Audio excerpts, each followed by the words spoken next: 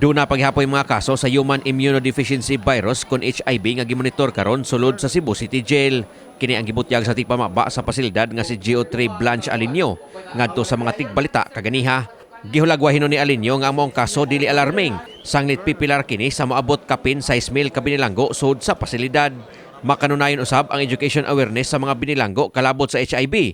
Pinaagi sa pakig-abag sa pasilidad sa kagamhanan sa Dakbayn sa Sugbo o ingon man sa Department of Health kon DOH. Tinguha niini nga malikayan ang pagkatap sa maong sakit sud sa bilangguan. Hilabi na nga dili usab mahimong ilahi ang adunay HIV nga mga binilanggo. Sa iyang mga kauban aron kalikayan ang diskriminasyon sumala pa ni Alinio. Matag Biyernes aduna sa ipahigayong testing sa mga binilanggo kalabot sa HIV. Kasagaran usab sa mga nataptan sa HIV sa pasilidad. Gayong anaa na kanila diyang nakasulod sila sa pasilidad. Sa pagkaron ang mga binilanggo nga adunay HIV, gipaubo sa subsob nga medication og treatment sa mga jail doctor sa pasilidad o gipaubo sa striktong monitoring. We are promoting safe sex, no? Kung gud sila, kabalo na gid sila ani sir, natay safe sex. We even provide the use of condoms, sir. O uban pa abstinence. Yun ana sir. Samtang subay usab sa ilang pagbantay sa pagkatap sa HIV sa pasilidad, giklaro ni Alinio nga way laing gitugutang makaduaw sa mga binilanggo sa pasilidad, gawas sa mga asawa o mga anak.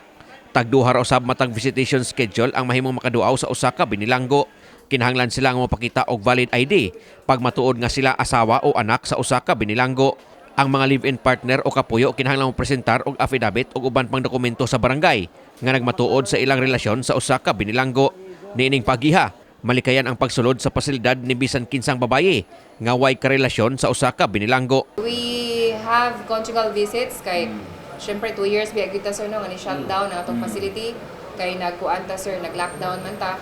So aduna tay conjugal visits para sa ang mga biological needs sa ato ang PDL mahatagan sa loob answers. Ang mga uyab, hindi pwede ka luwama.